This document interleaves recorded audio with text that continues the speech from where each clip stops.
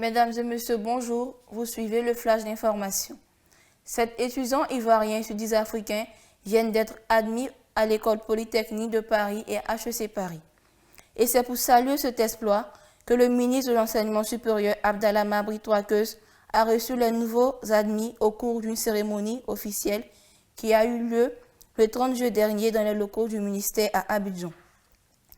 Des équipements informatiques ont été remis aux lauréats à qui le représentant du gouvernement a promu une insertion concrète dans le tissu socio-professionnel ivoirien dès la fin de leur formation.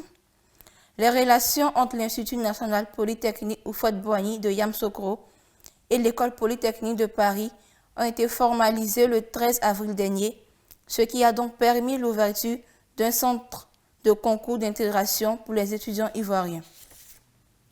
Un nouveau centre hospitalier régional devrait être très bientôt sorti de terre dans la localité d'Adzopé, au sud de la Côte d'Ivoire.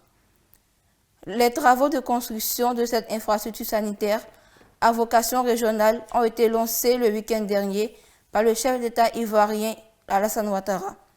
La construction du CHR d'Adzopé s'inscrit dans le cadre d'un partenariat public-privé entre l'État ivoirien et le groupe marocain Agentis pour la réalisation de 2 pôles de santé régionaux et l'équipement des infrastructures sanitaires à Abidjan et à l'intérieur du pays. Le coût global de cet hôpital est de 50 millions de dollars.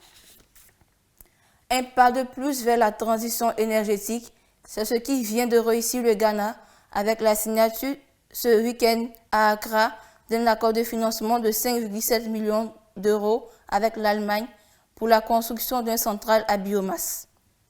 Le projet aura un double impact écologique et économique puisqu'il contribuera non seulement à améliorer le système de gestion des déchets solides dans ce pays d'Afrique de l'Ouest, mais également à accroître la production nationale d'énergie et à créer des emplois.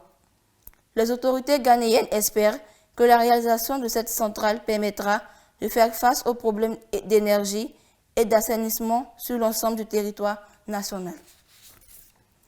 En Égypte, le ministère de la Planification vient de publier, selon un rapport très évocateur sur la politique sociale du gouvernement, selon le ministre Alaa El Saïd, les allocutions budgétaires destinées à la protection sociale ont grimpé de 65% en 5 ans pour atteindre 19,8 milliards de dollars au cours de l'exercice budgétaire 2018-2019, contre 12 milliards entre 2014 et 2015.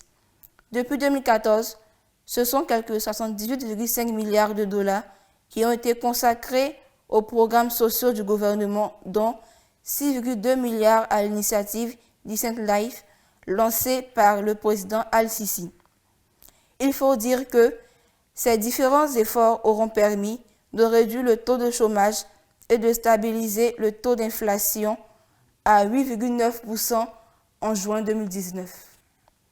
Renforcer les infrastructures économiques de 4 régions stratégiques pour faire de Madagascar le hub des échanges commerciaux entre l'Afrique australe et les pays de l'océan Indien, c'est le but de l'atelier de lancement du projet d'aménagement de corridors et facilitation du commerce, le PACFC.